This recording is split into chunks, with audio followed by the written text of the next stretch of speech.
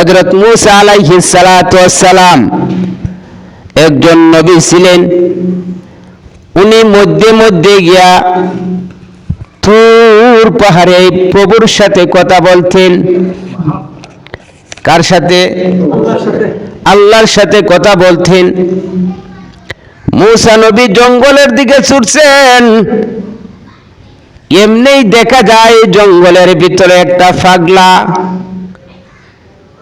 সে পাগলামি করতেছে, বলতেছে, ওগো আল্লাহ, যদি তোমারে পাইতাম এক নাম্বার দুধ তোমাকে খাওয়াইতাম, যদি তোমারে পাইতাম তোমাকে কুলে নিয়া মানুষের ধরে ধরে ঘুরতাম, যদি তোমাকে পাইতাম এক নম্বর তুল তোমার মাথায় দিয়া চুলটা আশ্রয় দিতাম। যতগুলা কথা বলেছে সব আল্লাহর শানের খেলাফ, আল্লাহর শানের খেলাফ, সব আল্লাহর শানের খেলাফ। আল্লাহ খাওয়া দাওয়া করেন না এর ঊর্ধ্বে। আপনি আমার মতন কি খান? খাওয়া দাওয়ার ঊর্ধ্বে। আল্লাহ কোনো কিছু মুহতাজ নয়, সকল কিছু আল্লাহ পাকের মুহতাজ। আল্লাহ তো সব কিছুর ঊর্ধ্বে। সে তো বলতেছে, আল্লাহ তোমাকে যদি পাইতাম আমি তোমাকে নিয়া মানুষের ধরে ধরে ঘুরতাম। আল্লাহ কি আকার না নিরাকার? তাহলে এত আকার সাবিত করে ফেলেছে।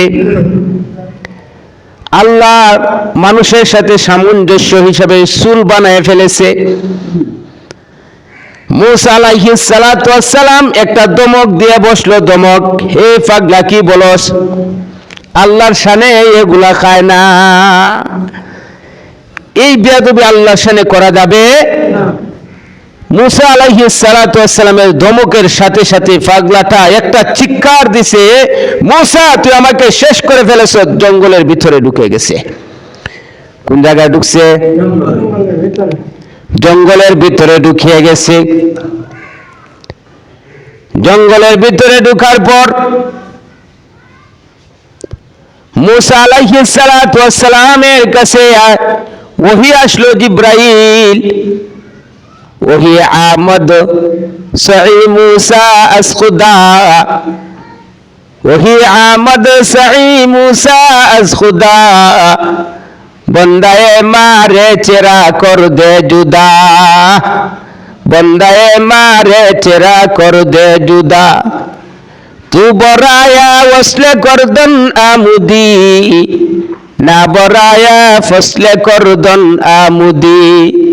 ও মূসা, তোমাকে তো আল্লাহ পাঠিয়েছে আল্লাহ বুলা মানুষদেরকে আল্লাহর সাথে জড়ায় দেওয়ার জন্য। তোমাকে এই জন্য পাঠিয়েছে, এটা হইল তোমার দায়িত্ব। কিন্তু মূসা রে, আল্লাহর সাথে যে ব্যক্তি জড়ান্য আছে ধমক দিয়া কেন আল্লাহর কাছ থেকে দূরে সরাইয়া দিলে? সে তো আল্লাহর নিকটবর্তী চলে গেছিল, তারে কেন ধমক দিয়েছ? এই বিষয়টা আল্লাহ জানতে চায়। মূসা আলাইহিস সালাতু ওয়াস সালাম বললেন, ব্যাপারটা বুঝলাম না। কেমন পাগলার পাগলা মহান আল্লাহর নিকটবর্তী হয়ে গেছে। আল্লাহ পাক আমার কাছে জিবরাইল পাঠিয়ে দিয়েছে।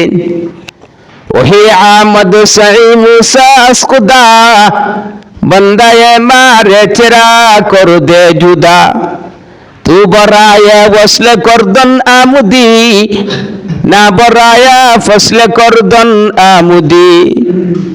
ও মূসা, তোমাকে তো মানুষকে আল্লাহর সাথে সম্পর্ক স্থাপন করানোর জন্য পাঠানো হয়েছে। এটা তো তোমার দায়িত্ব। যারা আল্লাহর সাথে সম্পর্ক স্থাপন আছে তাদেরকে ধমক দিয়া আল্লাহর কাছ থেকে পৃথক করার জন্য তুমি মূসাকে পাঠানো হয় নাই। কি বুঝলেন? যত নবী এবং রাসূল আসছেন তাদের একটাই দায়িত্ব যে মানুষকে আল্লাহর সাথে সম্পর্ক জড়াইয়া দেওয়া।